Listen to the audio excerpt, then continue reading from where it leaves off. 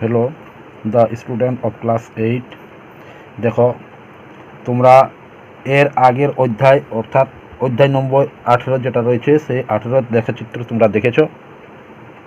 আজকে অধ্যায় নম্বর 19 অর্থাৎ সমীকরণ গঠন ও সমাধানে চলে এসেছি।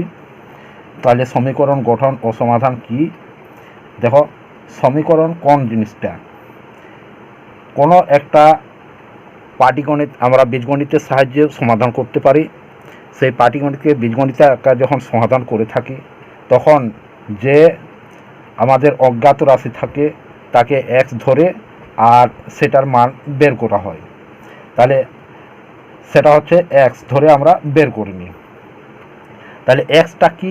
এক্সটা হচ্ছে চলরাশি, অর্থাৎ বিভিন্ন সময় যখন বিভিন্ন মান ধরে যে রাশিটা তাকে বলা হয় চলরাশি। তাহলে চল সংখ্যা ওইটা বলা হয় চল। তাহলে চল বিভিন্ন সময় বিভিন্ন রকমের মান পরিবর্তন করে থাকে এবং ধ্রুবক থাকে, তারপরে সমান চিহ্ন দিয়ে সেটি সমাধান করা হয়। তাহলে সমীকরণ কোন জিনিসটা? যখন আমরা এক্স দিয়ে বীজগণিতিক আকার গঠন করি তখন তাকে বলা হয় সমীকরণ। যে সমাধানটা করব, মানে যে অঙ্কটা সমাধান করব, যে অঙ্কটা সলভ করব, সেটা যখন এক্স দিয়ে তার বীজগণিত আকার গঠন করে সমাধান করি তখন সেটাকে বলা হয় সমীকরণ। যেমন এখানে ধরে নিচ্ছি, এখানে রয়েছে আমাদের, দেখো এটা হচ্ছে একটা সমীকরণ। এই যে 2x + 18 = 108, এটা হচ্ছে একটা সমীকরণ। এই যে 2x, তাহলে এক্সের এখানে এক্স হচ্ছে চলরাশি আর এই 18টা হচ্ছে ধ্রুবক, আর এটা হচ্ছে সমান চিহ্ন। তাহলে সমান চিহ্নের অপার রয়েছে 108, অর্থাৎ এই সমান চিহ্নর অর্থ হচ্ছে এই দিকে যা থাকবে ওই দিকে তাই থাকবে, অর্থাৎ সমান। এই দিকের মান এবং ওই দিকের মানের কোনো হেরফের থাকবে না, সমান সমান থাকবে। যেমন দাঁড়িপাল্লা, তোমরা দেখেছো দাঁড়িপাল্লায় সমান করা হয়, অর্থাৎ দুদিকেই সমান থাকে। তাহলে এই সমান চিহ্নের দ্বারা দুদিকেই সমান করা হয়। তাহলে দেখো এখানে এক্সের মান বের করেছি 45, অর্থাৎ এখানে যদি 45 বসানো হয় তাহলে কি হচ্ছে 45 × 90 হবে, আর +18 = 108 হবে। তাহলে এইদিকে 108 রয়েছে, তাহলে দুদিকেই সমান হয়ে যাচ্ছে। তাহলে এটাকে বলা হয় সমীকরণ। তাহলে এইভাবে সমীকরণ গঠন করে বীজগণিত আকার গঠন করে সেটাকে সমাধান করা হয়। তাহলে এটা হল সমীকরণ গঠন বলা হয়। তাহলে দেখো অঙ্কগুলো কিভাবে সলভ করা হচ্ছে সেটা আমি করে দিচ্ছি। তাহলে দেখো কষে দেখি 19, সেই কষে দেখি 19-এর অঙ্কগুলো সলভ করা হবে। কি বলা আছে? প্রতি ক্ষেত্রে সমীকরণ গঠন করি ও নিজে করি। তাহলে সমীকরণ গঠন করতে হবে এবং সলভ করতে হবে। একের দাগ কী বলেছে? সীমা একটি সংখ্যা লিখেছে যার দ্বিগুণের সঙ্গে 2 যোগ করলে যা হয় তার সংখ্যাটি 3 গুণের চেয়ে 5 ছোট। সীমার লেখা সংখ্যাটি লিখি। তাহলে এখানে বলা হচ্ছে যে সীমা একটি সংখ্যা লিখেছে, সেই সংখ্যাটি যার দ্বিগুণের সঙ্গে 2 যোগ করা হচ্ছে, অর্থাৎ সংখ্যাটি যদি আমরা এক্স ধরে নিই, যেহেতু এখানে সংখ্যাটি লিখতে বলেছে সংখ্যাটি সমান আমরা এক্স ধরে নিব। অজ্ঞাত রাশি, অজ্ঞাত রাশি অর্থাৎ আমরা জানি না, যে রাশিটা আমরা জানি না সেটা হচ্ছে অজ্ঞাত রাশি। তাহলে আমরা এক্স ধরে নিব সংখ্যাটি। তাহলে সংখ্যাটি কি বলেছে? সংখ্যাটির সঙ্গে দ্বিগুণ, তাহলে সংখ্যাটির দ্বিগুণ অর্থাৎ 2x হবে। তার সঙ্গে 2 যোগ করলে যা হয় তা সংখ্যাটির 3 গুণ, অর্থাৎ এই এক্সের সঙ্গে 3 গুণ করলে 3x হয়। তাহলে 3x এর চেয়ে 5 ছোট, তাহলে এখানে -3 মানে 5 হবে। তাহলে সংখ্যাটি লিখতে বলেছে। তাহলে কীভাবে অঙ্কটা করছি বা সলভ করছি সেটা তোমরা লক্ষ্য করো। ধরি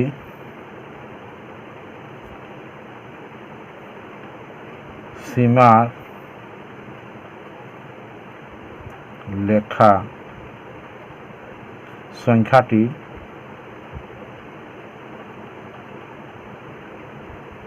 = x। তাহলে সীমা যে সংখ্যাটি ছিল লিখেছিল সেটি x ধরা হয়েছে। তাহলে সংখ্যাটির দ্বিগুণ, এখন সংখ্যাটির দ্বিগুণ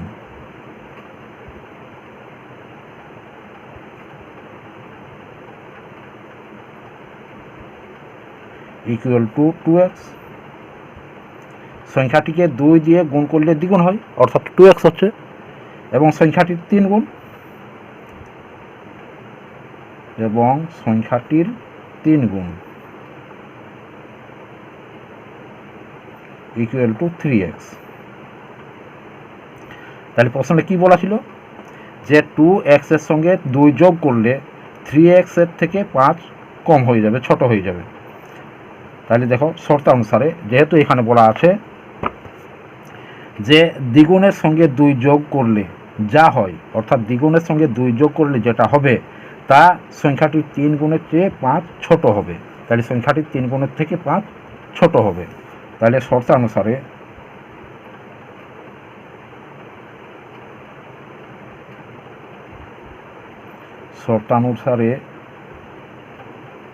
হবে 2x plus 2 equal two 3x minus 5।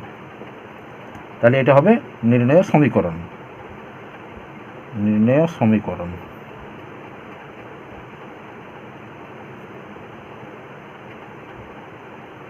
সমীকরণ মনে দিতে হবে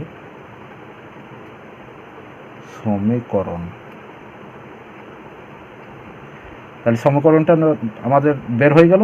এরপর আমরা সলভ করব, বা যেহেতু এখানে সমান চিহ্ন রয়েছে তার জন্য এখানে আমাদেরকে বাদ দিতে হবে। তাহলে 2x মাইনাস 3x, দেখো সমান চিহ্নের ওইদিকে রয়েছে x, 3x রয়েছে, তাহলে এখানে প্লাস রয়েছে, প্লাস চিহ্ন যখন আমরা সমান চিহ্নের এপারে নিয়ে আসি তখন প্লাসটা মাইনাস হয়ে যায়, মাইনাসটা প্লাস হয়ে যায়। তাহলে এখানে প্লাস রয়েছে, এখানে মাইনাস হয়ে গেল। এরপর হচ্ছে ইকুয়ালটি দিচ্ছি, এখানে প্লাস চিহ্ন রয়েছে, সমান চিহ্নের ওপারে নিয়ে যাব, অর্থাৎ ধ্রুবক রাশিগুলো এক সাইড করব, এবং এক্স বিহীন রাশি যেটা এখানে রয়েছে এক্স নেই, আর এই 5-এর মধ্যেও এক্স নেই, কিন্তু এখানে রয়েছে 3x, অর্থাৎ এখানে এক্স রয়েছে, এখানে হচ্ছে 2x। তাহলে এক্স বিহীন রাশি কোনগুলো? এখানে 2 এবং 5, এগুলো হচ্ছে এক্স বিহীন রাশি। তাহলে এক্স বিহীন রাশিগুলো এক সাইড করে নিচ্ছি, আর এক্স ওয়াল রাশিগুলো এক সাইড করে নিচ্ছি। তাহলে এক্সের মান আমরা বের করতে পারবো। আমরা এক্স যেটা মানে অজ্ঞাত রাশি, সেই অজ্ঞাত রাশির মান বের করব, অর্থাৎ অজ্ঞাত রাশির যেটা এক্স ধরা হয় তা আমরা বাম সাইড রাখি, তাহলে মান বের করতে সুবিধা হয়। তাহলে এখানে দেখো 5 মাইনাস রয়েছে, আর এখানে প্লাস চিহ্ন রয়েছে, প্লাস চিহ্ন সমান চিহ্নের ওপর চলে গেলে কী হবে? মাইনাস হবে। তাহলে এখানে 2, তাহলে কী হবে? বা এখানে মাইনাস এক্স, তাহলে এখানে ছিল প্লাস 2x, সেই প্লাস 2x-এর থেকে এখানে মাইনাস 3x, অর্থাৎ আমার জমা ছিল 2 টাকা, কিন্তু আমি খরচ করে ফেলেছি 3 টাকা, তাহলে 1 টাকা ধার হয়ে গেল। তার জন্য এখানে আমরা মাইনাস চিহ্ন দিয়ে দিয়েছি। মাইনাস এক্স ইকুয়াল টু কত হচ্ছে? দেখো আগে আমার ধার ছিল 5, পরে আবার ধার নিয়েছি 2, তাহলে কত ধার হচ্ছে? 7 হচ্ছে। তাহলে এখানে -7। তাহলে দেখো এখানেও মাইনাস, আমরা মাইনাস কেটে দিব, তাহলে এখানে কেটে দিচ্ছি। তাহলে কত হচ্ছে? এক্স ইকুয়াল টু কত হচ্ছে? 7।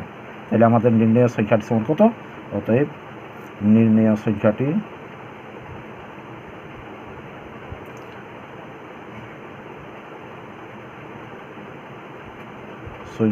Equal to 7। তাহলে সীমার লেখা সংখ্যাটি হচ্ছে 7, এটাই হবে অ্যান্সার। এরপর দেখো 2-এর দাগে কী বলেছে?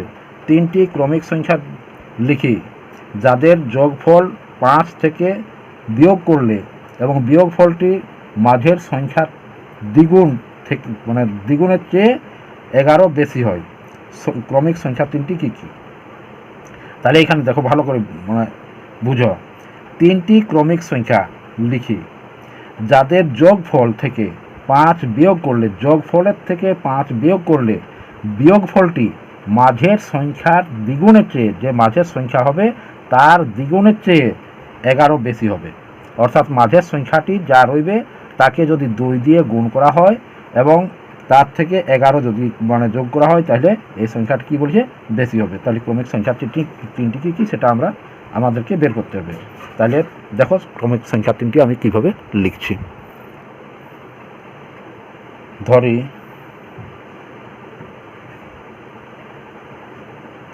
মাঝের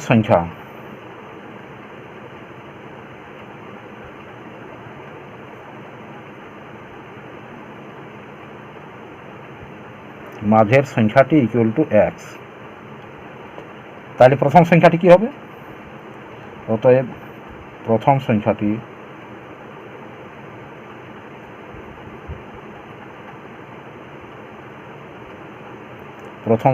ইকুয়াল টু কী হবে? আমাদের 1 কম হয়ে যাবে, তাহলে x - 1 আর পরের সংখ্যাটি কী হবে, এই যে মাঝের সংখ্যাটি রয়েছে, মাঝের সংখ্যার পরের সংখ্যাটি কী হবে, তাহলে পরের সংখ্যাটি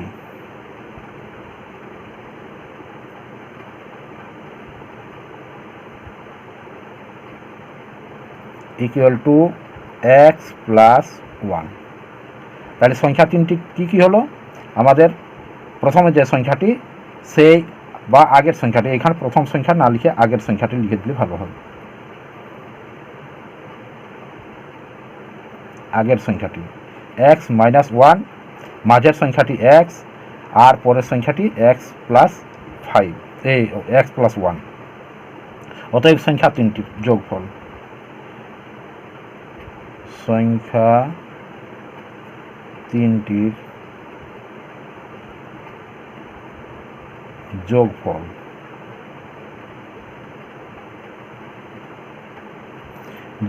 ইকুয়াল টু কত হবে দেখো, তাহলে যোগফল হবে আমাদের এখানে রয়েছে X minus one plus X, আর এখানে রয়েছে plus X plus one equal to কত হচ্ছে আমাদের, এখানে দেখো এক্স আর এখানে এক্স আর এখানে এক্স, তিনটেই কিন্তু যোগ চিহ্ন রয়েছে, তাইলে 3x হচ্ছে 3x, আর এখানে মাইনাস ওয়ান আর এখানে প্লাস ওয়ানে কেটে যাচ্ছে, তাহলে আর লেখার কোনো প্রয়োজন নাই, তাহলে 3x হচ্ছে আমাদের যোগফলটা। তাহলে দেখো এরপর বলছে যে যোগফল থেকে 5 বিয়োগ করলে, অর্থাৎ এই যে 3x আমাদের যোগফলটা হয়েছে, এই যে যোগফলটা হয়েছে 3x, এর থেকে যদি 5 বিয়োগ করা হয় তাহলে কি বলছে যে 5 বিয়োগ করলে বিয়োগফলটি মাঝের সংখ্যার দ্বিগুণের চেয়ে 11 বেশি হবে। তাহলে মাঝের সংখ্যাটি যেটা রয়েছে, আমরা মাঝের সংখ্যাটি x ধরছি, তাহলে x এর দ্বিগুণের চেয়ে 11 বেশি হবে। তাহলে এই যেটা রয়েছে সেটা x মানে 2 দিয়ে গুণ করে প্লাস x করলে তাহলে ওই সংখ্যার থেকে সমান হবে। তাহলে দেখো শর্তানুসারে হবে 3x এর থেকে 5 কম, অর্থাৎ বলেছে যোগফলের থেকে 5 বিয়োগ করলে তাহলে 3x মাইনাস 5, তাহলে 3x মাইনাস 5 অর্থাৎ 5 বিয়োগ করলে কি বলেছে যে মাঝের সংখ্যার দ্বিগুণ, তাহলে মাঝের সংখ্যা আমরা কত ধরেছি, x ধরেছি, তাহলে 2x অর্থাৎ দ্বিগুণ, তাহলে দ্বিগুণ কি বলেছে, দ্বিগুণ মাঝের সংখ্যার দ্বিগুণের চেয়ে 11 বেশি হবে, তাহলে এখানে 11 বেশি, তাহলে এখানে প্লাস 11 করে দিলে আমাদের কি হবে, সমান হয়ে যাবে। তাহলে এখানে প্লাস 11 করে দিলাম, যেহেতু এটা মানে বেশি ছিল তার জন্য এখানে 11 আমরা যোগ করে দিলাম, তাহলে আমরা সমান সমান পেয়ে গেলাম। এটি হচ্ছে আমাদের কি নির্ণয় সমীকরণ, নির্ণয় সমীকরণ।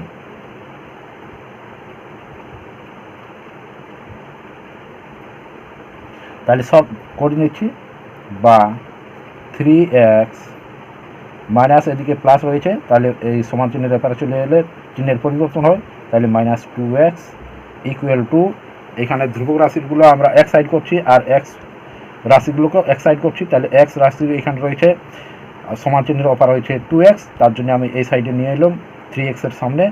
আবার এখানে যেটা রয়েছে এক্স বিহীন রাশি 5x মানে 5, এখানে মাইনাস 5 রয়েছে, তা আমরা ওই 11 সামনে নিয়ে যাচ্ছি, তাহলে সমান চিহ্নের অপারে নিয়ে যাচ্ছি, তাহলে এখানে রয়েছে 11 প্লাস চিহ্ন দেখে 11 রয়েছে, অতএব এখানে যদি আমরা প্রথমে লিখি তাহলে আর কিন্তু প্লাস চিহ্ন দেওয়ার কোনো প্রয়োজন হয়নি, তার জন্য আমি প্লাস চিহ্নটা এখানে দিলাম না। তাহলে এখানে আছে মাইনাস চিহ্ন, অপার দিকে গেলে কী হবে, প্লাস চিহ্ন, তাহলে এখানে 5। তাহলে এখানে কত হবে দেখো, বা 3 মানে 3টি x রয়েছে, 3টি x এর মধ্যে 2টি x চলে যাচ্ছে, কটি x থাকছে, 1টি x থাকছে, x ইকুয়াল টু কত হচ্ছে 16। তাহলে আমাদের মাঝের রাশিটি কত হচ্ছে, মাঝের সংখ্যাটি আমরা পাচ্ছি আমাদের 16, অতএব মাঝের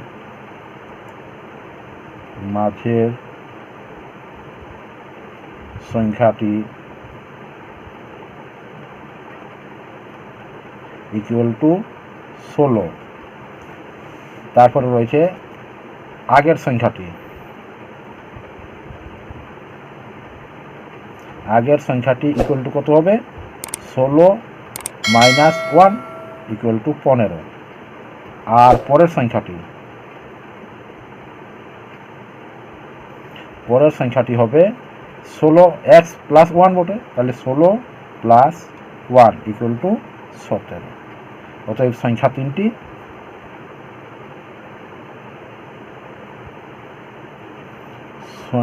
সংখ্যা হবে, সংখ্যা 3টি লিখব। ক্রমিক সংখ্যা 3টি হবে, এখানে ক্রমিক যেহেতু বলা আছে। ক্রমিক সংখ্যা 3টি ইকুয়াল টু হবে 15, 16 আর 17। এটা হবে অ্যান্সার। এরপর দেখো 3-এর দাগে কি বলেছে, আমি এমন একটি সংখ্যা খুঁজি যার 1/3 থেকে তার 1/4 এক কম।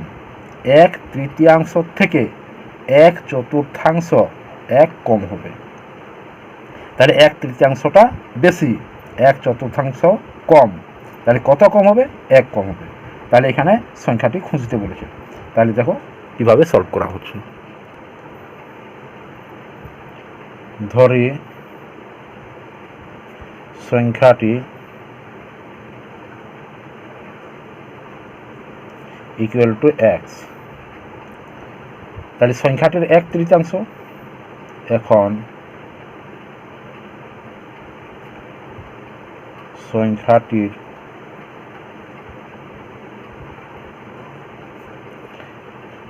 1/3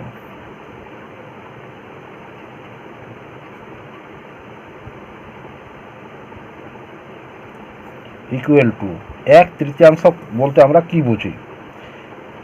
3 ভাগের 1 ভাগ, অর্থাৎ 1/3। এই 1/3কে বলা হয় 1/3, অর্থাৎ 3 ভাগের 1 ভাগ। এখানে যত নিচে থাকে সেই তত ভাগে ভাগ করা হয়। তাহলে এর অর্থ হচ্ছে 3 ভাগের 1 ভাগ। 3 ভাগের 1 ভাগ এটাকে বলা হয় 1/3। আর 1/4 কাকে বলা হয়? তাহলে 4 ভাগের 1 ভাগ হবে, অর্থাৎ যত ভাগ নেওয়া হয় সেটা উপরে থাকে, আর যত ভাগে ভাগ করা হয় তা নিচে থাকে। তাহলে ভাগ করা হচ্ছে? এখানে 3 ভাগে ভাগ করা হচ্ছে। 3 ভাগের মধ্যে নেওয়া হচ্ছে কত? 1 ভাগ নেওয়া হচ্ছে।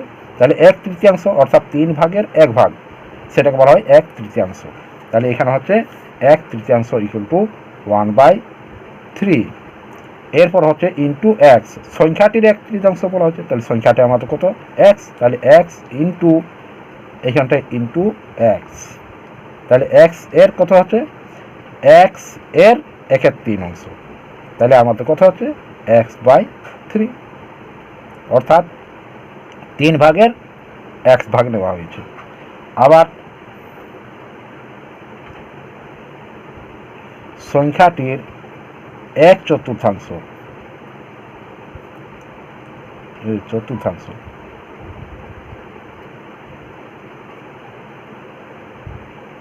ইকুয়াল টু হবে x into 1/4 equal to x/4।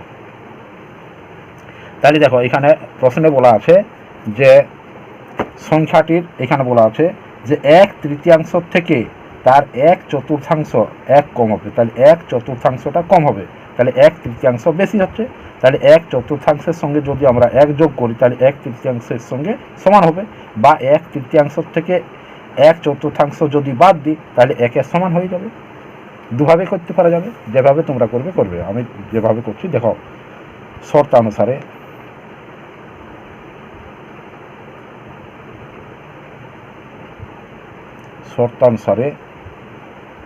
তাহলে x/3 ইকুয়াল টু x/4, অর্থাৎ 1/3 সমান 1/4 হয়নি, এটা হচ্ছে 3 কম, অর্থাৎ এইখানে 1/4টা 1 কম হয়ে যাচ্ছে। তাহলে এর সঙ্গে যদি আমরা 1 যোগ করে দিই তাহলে ওর সঙ্গে সমান হয়ে যাবে, ইকুয়াল টু +1।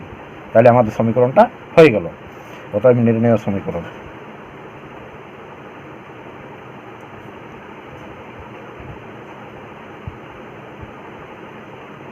তাহলে এটা হচ্ছে নির্ণয় সমীকরণ।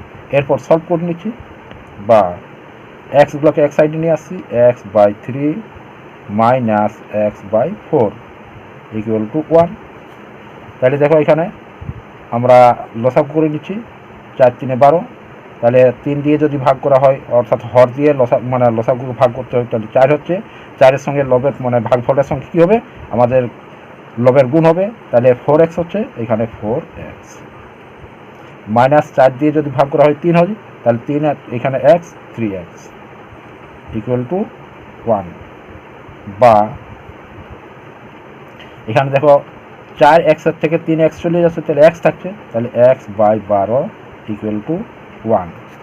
এরপর আমরা আড়াআড়ি গুণ করে নেব, বা x ইকুয়াল টু, এটার সঙ্গে ধরে নিচ্ছে আমার নিচে যে কিছু নেই, তাহলে 1-এর সঙ্গে x এর গুণ করলে একই, যে কোনো সংখ্যার সঙ্গে যদি 1-এর গুণ করা হয় ওই সংখ্যা হয়, তাহলে 1-এর সঙ্গে x এর যদি গুণ করা হয় তাহলে xই থাকছে। আবার 12-এর সঙ্গে যদি 1-এর গুণ করা হয় তাহলে 12 × 12 হবে, তাহলে সংখ্যাটি ইকুয়াল টু কোথাও হচ্ছে, অতএব সংখ্যাটি ইকুয়াল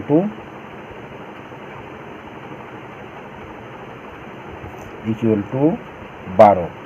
তাহলে দেখো সলভ সমাধানটা সঠিক হয়েছে কিনা তোমরা নিজেরা যাচাই করে নিতে পারবে। দেখো এখানে x এর মানটা বসিয়ে নাও, তাহলে x এর মান যদি আমরা বসাই তাহলে কত হচ্ছে, এখানে 12 যদি বসানো হয় তাহলে কত হচ্ছে 12, তাহলে 3 দিয়ে যদি ভাগ করি তাহলে 4 হচ্ছে, আর এখানে যদি 4 দিয়ে ভাগ করা হয় 12কে তাহলে 3 হচ্ছে, তাহলে 3-এর সঙ্গে যদি 1 যোগ করা তাহলে 4 হবে, আর এখানে হচ্ছে 4, তাহলে সমান হয়ে যাচ্ছে, তাহলে আমাদের সঠিক রয়েছে অ্যান্সারটা, তাহলে এটা হচ্ছে অ্যান্সার।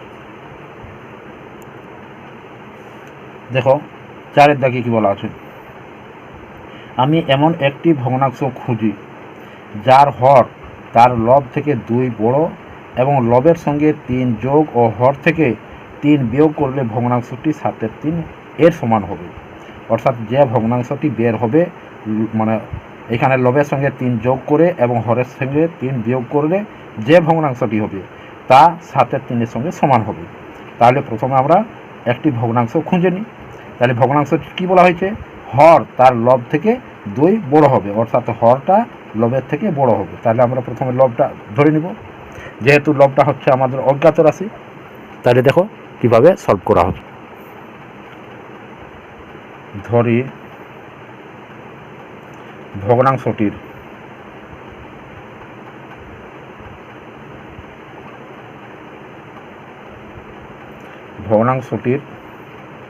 লব ইকুয়াল টু x।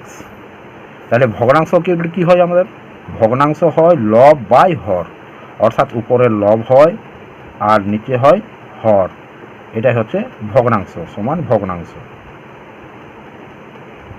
এই ভগ্নাংশ হবে। তাহলে ভগ্নাংশের উপরে থাকে লব আর নিচে থাকে হর, এটা তোমরা 4-এর থেকে পড়ে আসছো, আর অত বলার প্রয়োজন হবে না। তাহলে কি বলা আছে, ভগ্নাংশটির লব x ধরে নিয়েছি, তাহলে হর কি হবে, হর বলেছে 2 বেশি হবে, তাহলে এখানে বলা আছে যে হর লব থেকে 2 বড় হবে, তাহলে হর ইকুয়াল টু, অতএব ভগ্নাংশটির হর ইকুয়াল টু হবে x + 2। তাহলে ভগ্নাংশটি কী হবে, এখন ভগ্নাংশটি হবে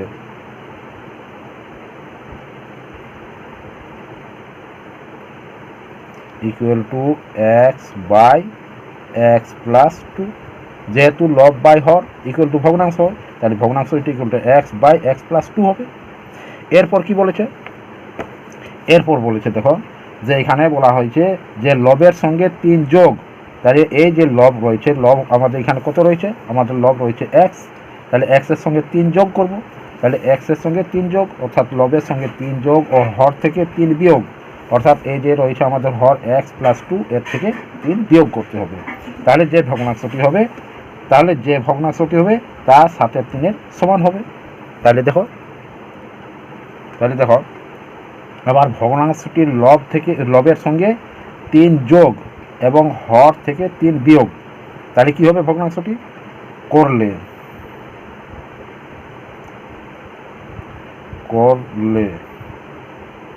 ভগ্নাংশটি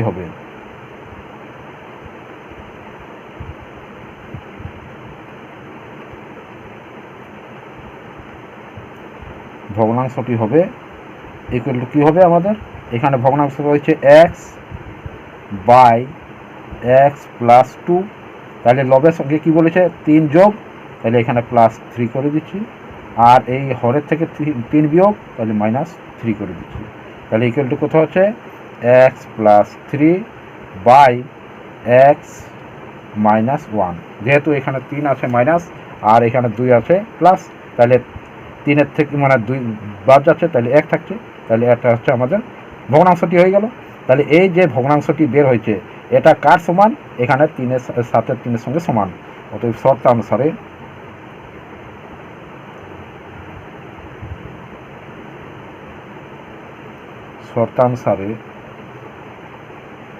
x plus 3 by x minus 1 equal to 7/3 নির্ণয় সমীকরণ।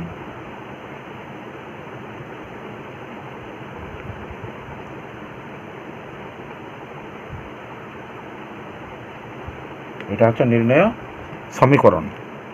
তারপর এরপর আমরা সলভ করে নিচ্ছি বা আড়াআড়ি করে নিচ্ছি প্রথমে।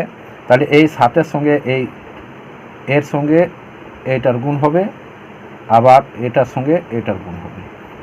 তাহলে করে নিচ্ছি 7 into x minus 1 equal two 3 into x plus 3।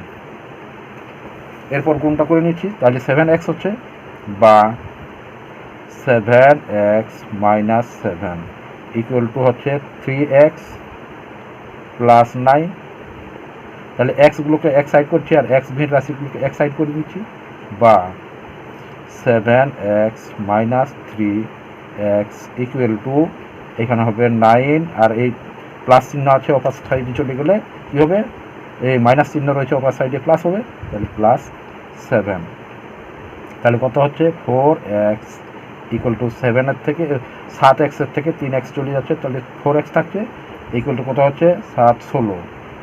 তাহলে x ইকুয়াল টু কত হচ্ছে, এখানে গুণাকার আছে তাহলে ভাগাকার হয়ে যাবে, তাহলে 16/4 ইকুয়াল টু কত হচ্ছে 4 4 16, তাহলে 4। x ইকুয়াল টু হচ্ছে আমাদের 4। অতএব আমাদের কী হবে? অতএব ভগ্নাংশটি হবে